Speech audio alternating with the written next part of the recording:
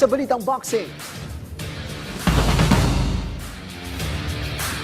Ibinahagi ni veteran boxing analyst attorney Ed Tolentino ang mga dahilan kung bakit malaking bagay ang naging panalo ni former Filipino world champion John Riel Casimero kontra kay Luis Neri.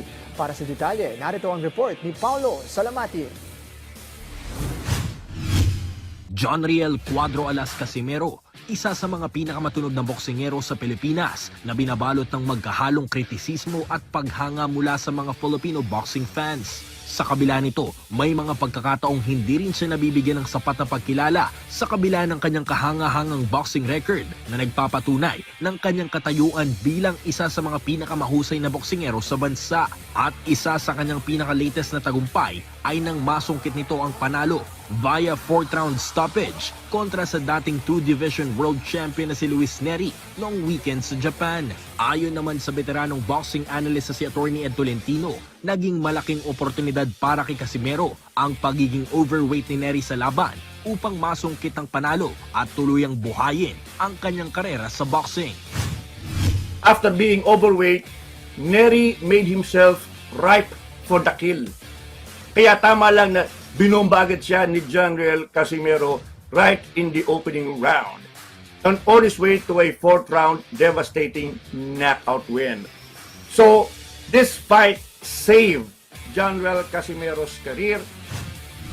Ang naging panalo ni Casimero kontra kay Neri ay naganap sa ilalim ng catchweight o 124-pound division. Sa naganap na post-fight interview, ibinahagi ni Casimero kung sino ang kanyang nais na makalaban sa hinaharap, ang pound-for-pound king na sina Oya Inoue. Ngunit medyo malayo pa ito sa katotohanan. Una, nasa 122-pound division si Inoue. Pangalawa, wala sa current world rankings ng super bantamweight at featherweight division si Casimero.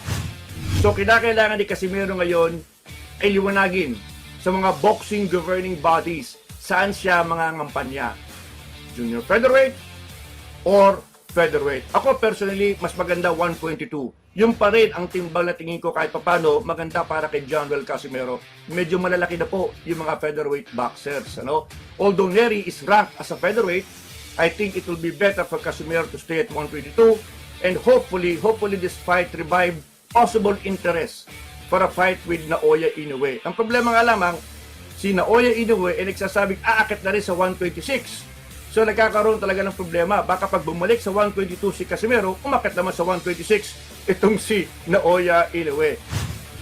Sa ngayon, wala pang malinaw na anunsyo ang kampo ni Casimero kung sino ba ang kanyang susunod na babanggain at kung anong dibisyon ba ang kanyang susunod na tatahakin. Paulo Salamatin, para sa atletang Pilipino, para sa bagong Pilipinas.